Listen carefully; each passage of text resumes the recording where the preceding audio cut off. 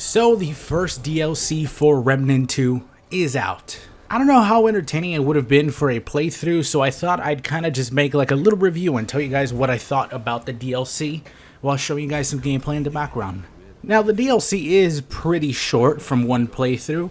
It is $10, I believe, or if you have the season pass, it should already be available to you. But the amount of time you'll actually put into it kind of varies with you. If you're somebody who really enjoys this game and wants to get literally everything, I'm sure you can probably get 2, maybe 3 playthroughs out of this DLC. I was more like one and done with this because there's other things to play, and in reality, like, I don't really want to get everything. I absolutely loved Remnant 2, and it was one of my favorite games of the year. In my opinion, one of the best Souls-likes. But I wasn't really in the mood to do the double or triple playthrough for this, so the way you enter it is to go into the adventure mode. It is all based, in case you don't know, Remnant 2 is basically a roguelike. There's a lot of bosses, a lot of scenarios, weapons, areas, and they're all randomized in your playthrough and when you do adventure mode. So in reality, like, the game is huge. And same goes for the DLC. If you really want to get everything, you're going to have to re-roll that campaign multiple times to get everything, which can be kind of annoying for some people, having that random RNG if you're looking for like a specific weapon or maybe one of the new archetypes. But the lore of the DLC is kind of cool. It reminded me a lot of like HP Lovecraft type of scenario. It is based in like a fishing hamlet, and it is almost like directly from a HP Lovecraft book. Pretty much One True King is finally awakened. We saw the One True King in the actual campaign for Remnant 2. He was that guy with the giant head who had a thing on his back where they put him to sleep with this dagger that was intended to kill him. All of that is kind of revealed in this DLC, which is pretty cool. I did always want to try to fight that guy, so I'm happy we finally got that in this. I'll get to the fight here soon, but I like the area. There's a couple of new enemies, but for the most part, about half of it is kind of like rinse and repeat. So the very first kind of boss that I ran into was just a little fella, you know? And I say that, well, here's the little fella here. Wait, he's the boss, that little shit? Whoa, whoa, whoa. Did I shock myself or something? Oh my god. That's the first boss? The little thing? Yeah, but he completely whooped my goddamn ass the first time that I ran into him. Now these guys are going to be a repeating offender. You're going to see these little green bastards a lot because they're everywhere. And they were so annoying they actually got patched and made them weaker because they were really strong. Not only that, but they had a lot of HP. They have this annoying acid. Their regular hits did a lot of damage, and when they die, they explode and these acid balls fly towards you. I kind of like the definition of annoying enemies. So the first kind of quote-unquote real bosses that I ran into, which felt more like mini bosses, it only really felt like there was one main boss that I personally ran into for my role of the DLC. But these 2 mini bosses were kind of a pain in the ass. The first one wasn't so bad. Shit. It's a pile of little fellas. You shoot them, they're kind of like just a damage sponge that doesn't do anything except screams and calls in the horde of enemies. This is when these green little bastards come to play because, uh-oh, here we are introduced to a purple one. He has everything that the other guy has, except he has this giant vomit spit attack, and that is incredibly annoying. Now, I did have a situation with my weapon, the Nightfall, which if you guys have used this weapon, whenever you use its actual mod, it turns you invisible and the weapon becomes automatic. It is honestly one of the strongest abilities, one of the strongest weapons, and pretty much the only weapon I have fully max upgraded that is a main rifle. After a while, I discovered that when I started the boss fight, I was going invisible, instantly shooting him and getting the boss to halfway HP. I'm not entirely sure if it's a glitch or not, but right now with this weapon, it has a thing where whenever you actually start a fight in that invisible form, the boss or the enemies do not get triggered, they do not get actually aggro to you.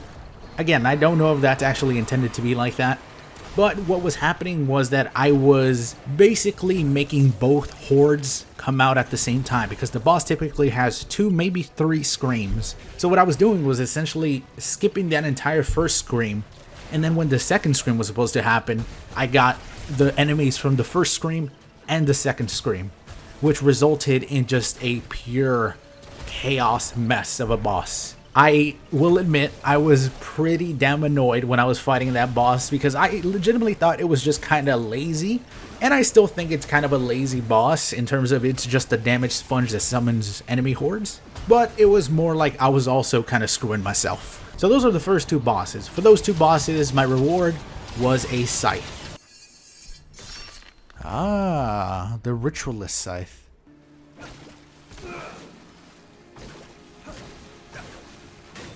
It's fast.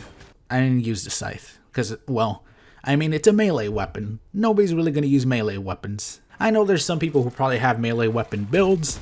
I wasn't a big fan of the melee weapons except for the one that I had, which is already fun, and it kind of plays a little bit into the build. Speaking of the build, there was a new addition added to it. I have a dog now. There he is. How did I tell him that he's a good... Oh, shit, sorry. And then I lit him on fire a couple times. Don't just look up over there. Dogs can't even look up. I can't accidentally burn the dog, right? Oh, he's on fire. Run, get out of there. And then I got rid of him. Because, of course, you know Remnant 2. I love Remnant 2. Its main game was so fun. One of my favorite things about it were all those secrets that were in it. There's so many little nooks and crannies where you can kind of sneak into, where you either find some loot, but like I said, in the DLC, you kind of have more of the same, where you have tons of secrets around every corner. I knew it! Oh, fuck! Okay, maybe not that specific corner, but there's lots of other corners that have secrets in them. Where do I end up if I, like, jump from here?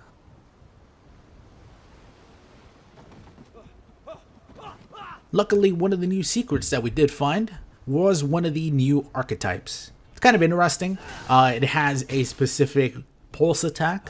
The pulse attack does a base damage and gets 100% stronger for every single type of status effect you've inflicted on the enemy. The build I had was a ring that whenever I hit somebody with a charged melee attack, it applies bleeding. Then the actual charged melee attack shoots an axe that applies lightning. And then using Witch Fire on my shotgun, I lit them on fire to create 3 status effects and do okay kind of damage. It wasn't really as much as you'd expect, to be honest. Or maybe I'm using it wrong. If I am, you can let me know how you were using it right. And you could also leave a like while you're at it. But it looks cool and it's new, so I'm not really going to complain. Also, I did the whole main game with just one archetype and people were angry at me, so hey, look, there you go, 2. Now, the next part is kind of a slog, sort of. And it feels mean to say that because while it's still fun and I enjoyed the game, the area that you're in, the castle, kind of feels almost exactly like the castle that you're in for the regular game. It has the same enemies, it has the same type of layout, there's a couple new areas and little secrets here and there, but overall it's kind of the same thing. I would have hoped for like more of the hamlet that we got, even though we got that whole area as well.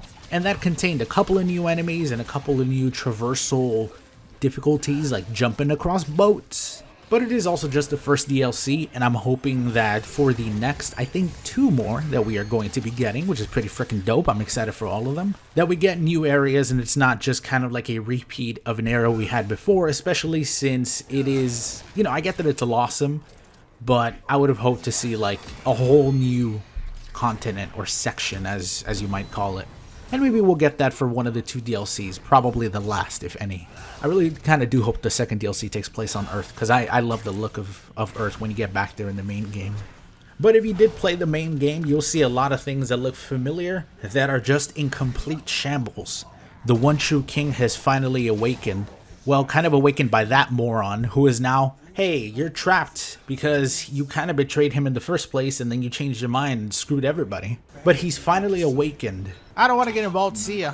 He's taken his vengeance on the rest of the fairies and basically obliterated a lot of them. The first person you run into in the castle is his guard. The guard was actually a really cool fight, and earlier I said there was only one that I could think about, but it's only because I forgot about this guy until now. But this is one of the 2 main boss fights, which, again, you could say it's a main boss fight, but we saw 14 other enemies throughout the DLC who looked and played exactly like him. The only thing they didn't have was that he shot crazy spears all over the place. Looks cool. Music is awesome, as always. What I really want to get into is the main one true king. boss fight, because this was legitimately a fantastic boss fight. Not a lot of difficulty in terms of, I played it on veteran, which I get is like hard, and there's like very hard and then extremely one-shot death hard, and if you die you gotta start over type of bullshit. I like to keep it at just normal hard. But the boss was really freaking cool, looked amazing. The voice actor did a great job, felt really intimidating when he was first talking to you. But I love the line when you walk in and you tell him to shut up. Or a wayward child in need of suckling. Need of what? Who dares disturb the one true king's solitude? Speak or lose your tongue. My name is...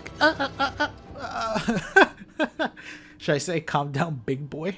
A mouse scratching at the foot of a god and king. You would be dead already were your feeble delusions of grandeur not faintly amusing. Where does your voice come from? Honestly, that was really freaking funny. I love kind of like the jokey dialogue they have in this game. It was honestly one of my other favorite parts about it. Your character is not really a hero type, you know? He's kind of like a weird 90s sarcastic type of hero, which makes for a lot of funny moments with dialogue. But the boss fight was really cool. It actually felt like an intimidating boss. He was gigantic.